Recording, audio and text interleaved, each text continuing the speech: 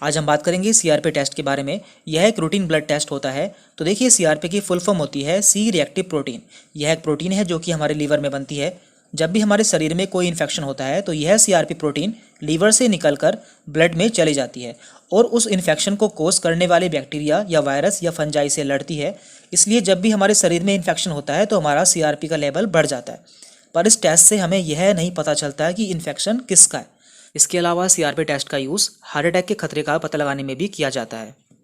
देखिए, CRP test दो तरह का होता है, high sensitive CRP test and standard CRP test. High sensitive CRP test को एचएससीआरपी टेस्ट भी कहते हैं और ये ऐसे मरीजों के लिए कराया जाता है जिन्हें हार्ट अटैक का खतरा होता है। तो इससे हम जान सकते हैं कि उन्हें हार्ट अटैक का कितना खतरा है। जबकि नॉर्मल सीआरपी टेस्ट या फिर स्टैंडर्ड सीआरपी टेस्ट से हम जान सकते हैं कि किसी व्यक्ति में या किसी मरीज में कितना इन्फ्लामेशन है या इन्फेक्शन है। दोनों ही टेस्ट अलग अलग तरीके से होते हैं और इनकी वैल्यू भी अलग अलग आती है। तो हम जान लेते हैं कि किस टेस्ट में कितनी वैल्यू आती है।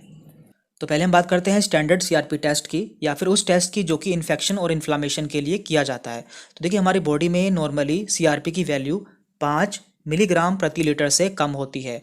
और इस पे बढ़ने पे क्या क्या होता है जान लेते हैं। तो देखिए, यदि हमारी बॉडी में इसकी वैल्यू 10 से 50 हो जाती है, यदि आपको रिपोर्ट में इसकी वैल्यू 10 से 50 देखने को मिलती है तो आपको इनमें से कोई कंडीशन हो सकती है या फिर इसके अलावा और कोई कंडीशन भी हो सकती है, जैसे कि रिमेटॉइड आर्थराइटिस, वायरस का इन्फेक्शन, बैक्टीरियल इन्फेक्शन।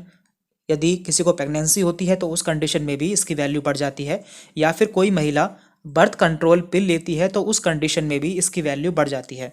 यहाँ तक कि यदि किसी को किडनी डिसीज़ है या लीवर डिसीज़ है तो उसमें भी इसकी वैल्यू 10 से 50 हो सकती है। मान लेते हैं कि जब इसकी वैल्यू बहुत ज़्यादा बढ़ जाती है, यानी कि 50 से 100 हो जाती है, तो क्या क्या हो सकता है।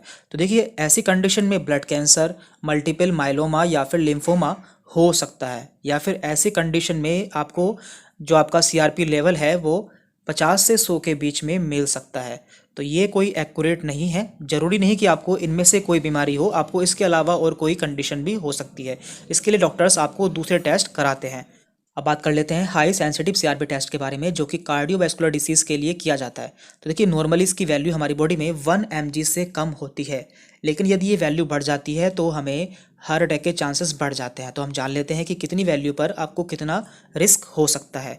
तो यदि किसी का वैल्यू 1 mg से कम आती है तो उसे हार्ट अटैक के चांसेस काफ़ी कम होते हैं या फिर लो होते हैं।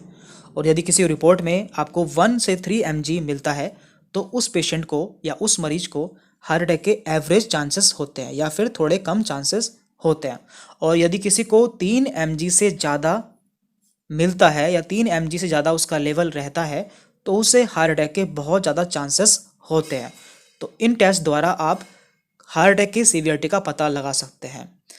तो आज की इस वीडियो में इतना ही था। यदि आपको कोई डाउट रहता है या क्वेश्चन रहता है तो आप हमसे कमेंट करके पूछ सकते हैं। Thank you very much.